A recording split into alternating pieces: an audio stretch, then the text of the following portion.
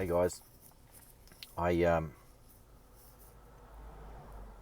just gone to bed last night and I thought up of a new idea for today's video. Then I turned over and it was gone. I stayed up all night trying to find this memory. Like I'm turning the house upside down looking for this memory in my brain. You know, you think, oh, did I leave it in the car? You go through the car and you're pulling everything out and trying to retrace some steps, trying to get the gist of what was it? What was it about? Give me something, and I might be able to find my way back there again.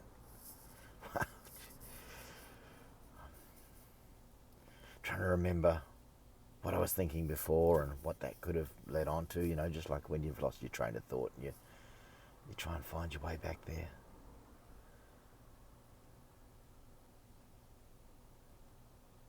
And then all day, it's not quite lunchtime yet. It's a little bit away from lunchtime, but I've been thinking all day what it was as well. Almost thought I had it a couple of times. I think close to it, at least. I've got a couple of other ideas from it. Maybe when you think about fate or the reasons for things, things happen for a reason, that sort of stuff. And well, maybe I was supposed to almost have that idea, and then I go looking for other ones, and I get more other ideas. Maybe that was the purpose.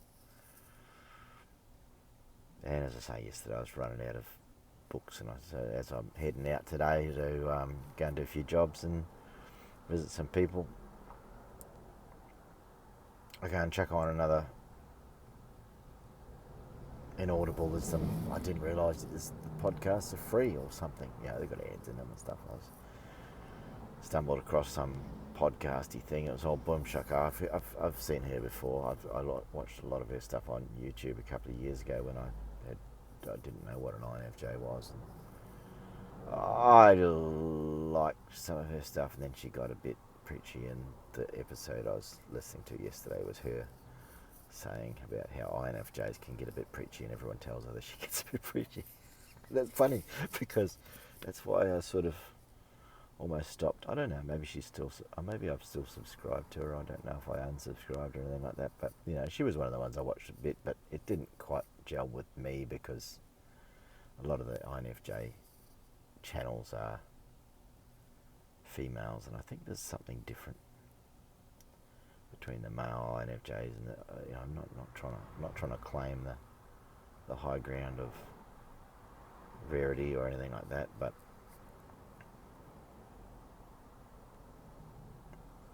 I didn't see many. A bit of stuff on Frank James' channel and stuff like that was interesting, but I'm not, some people might not be INFJs. They just talk about all the types, and that's just part of their thing. So part of their routine. Anyways, so as I'm heading out today, I thought, oh no, I've listened to half a dozen of Boom Shakar's, little podcasty things, 10 or 15 minutes each or something like that. And I thought, no, it's too much. You're wearing me down. She sounds like my sister-in-law too. All the same mannerisms. It's like, only so much that you can take sometimes. Certain energies of people, there's only so much you can take. So I put this other one on today, and it was INFJ Journey, and I don't know, I'm just wary of like self-help books and stuff like that. It's just, sometimes I don't want to know. I want to trust in my own intuition and working stuff out. I don't want to be sort of given any suggestions, because that sort of stuff can, you can, with subtle suggestions, you can control a lot of people if you really want to. So there's that. And this one, she's got this weird French voice. Sounds like a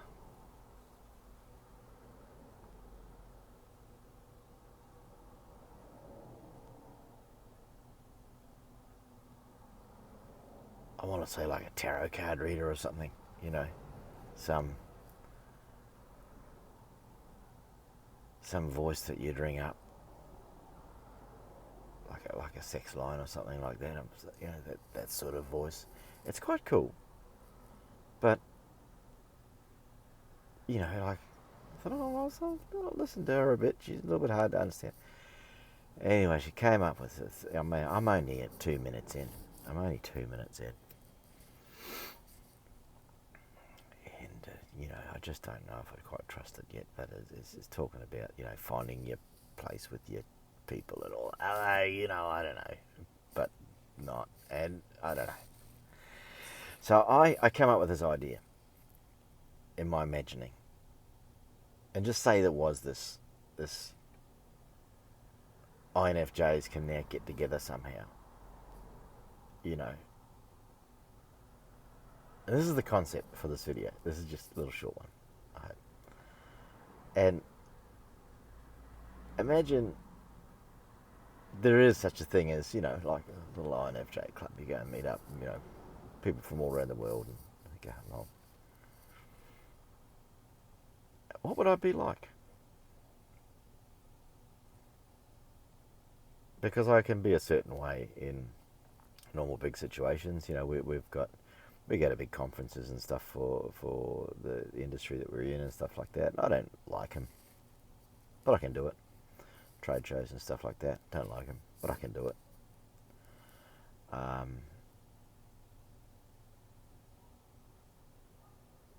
But there's a certain amount of energy that you sort of do expend doing that sort of stuff. So, you know, like if I went to one of these conferences for work and that sort of thing, different, you know, in a big city or something like that, I'll get there early. I'll check in, say g'day to some people in the foyer, that sort of thing, get rid of the bags, that sort of stuff. And then I'll go and do a walk around of the whole environment of the, like 2 blocks, 3 blocks, one way, so I'll do a whole circuit back and forth a little bit, like I'm casing the joint. You know what I mean? Like I'm getting a feel for what's around the building that I'm going to be in for the next day or so. I'll walk it. I'm looking at everything. I'm picking up the vibe, seeing where all the shops are, all that sort of stuff. Just soaking it all in. I just always do that, you know. And I was thinking, oh, that's, you know, such as like a special forces thing or something like that. That would do that. But I'm realising now it's an INFJ thing.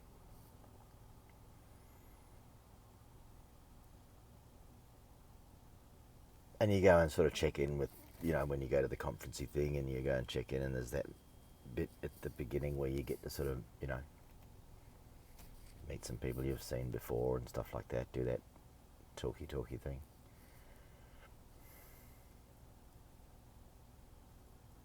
And quite often, not always, but quite often, happy just to sit on the edge and observe.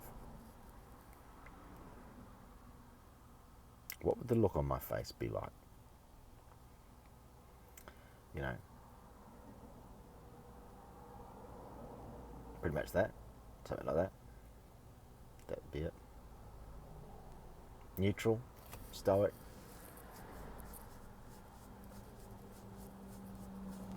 One thing I'm very good at, just walking down the street, supermarket, anything like that. It doesn't matter who they are. Like, it doesn't matter what sort of demographic or anything like that. They could be a crazy person, a drunk, a Muslim, black person, tranny. It doesn't really matter what it is. You know, I'm not biased in any sort of way. Rich or poor, anything, it doesn't really matter. But there's certain people that will catch eyes with me and they'll smile. I think that's a skill, or that's something that people, maybe they see the smile in my eyes, because I'm usually not smiling, you know. But yeah, it's before the nod even happens, you know. It's just the fact that I actually look in their eyes and they smile. And I smile. I don't do it first. They will smile. So there's that. But if I was in a room of INFJs, would I trust that they're INFJs, or are they just saying they're INFJs? You know, I'm skeptical.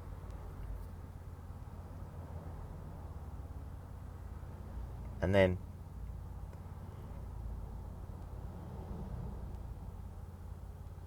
quite often,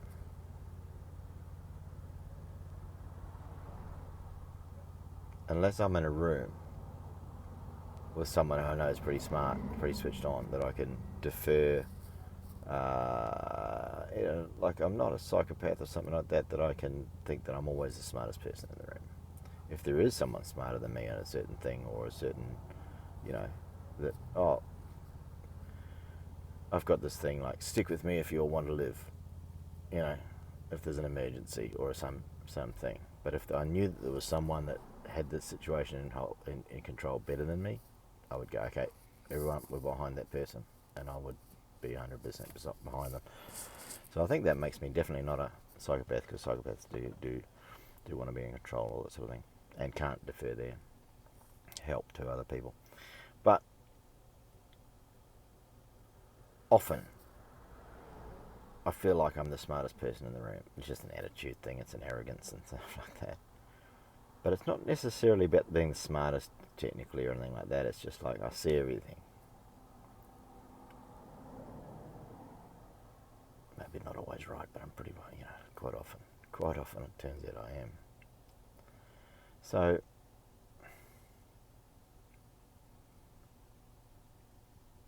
that,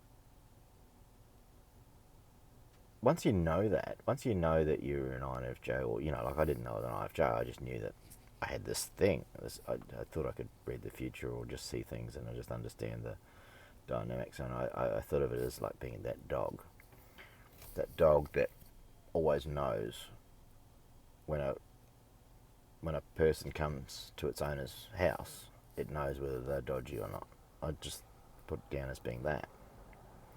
I called it that, not INFJ. I didn't know, but I've known for a long time. I've had this, and all the people that know me trust me on all that sort of stuff too. They would ask me what's going to go on here.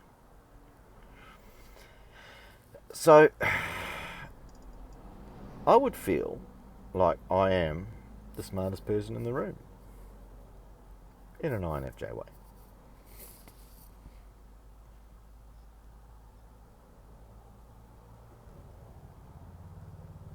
And that confidence breeds extra confidence, and like it also probably could potentially breed arrogance. So, but what I'm getting at is, if there was a whole meeting of INFJs, how would I feel then? What would I be looking around the room like? Would be not too scowly, but not so confident anymore. I don't know. Would I trust everyone? I don't know. Is everyone trying to read everyone? It would just be a big vortex of people trying to read each other and getting all confused. That's a whole lot of overthinking in one room, isn't it? Have a think about that. Tell me what you think about that, because that's weird. That's a weird thing. Meanwhile, I'm going to go and try and remember what I was going to talk about. I had a feeling it was to do with a place in my history, like a place and a time, like as a concept, as a place and a time. It might have been one house or something like that, or I remember something, being able to see it from above. I was trying to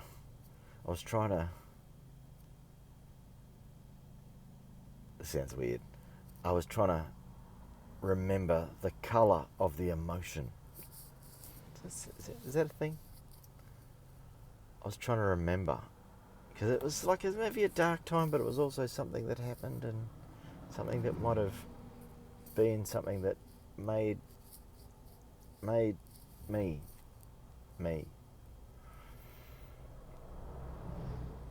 It was like, should do a whole thing about that thing. Whether it was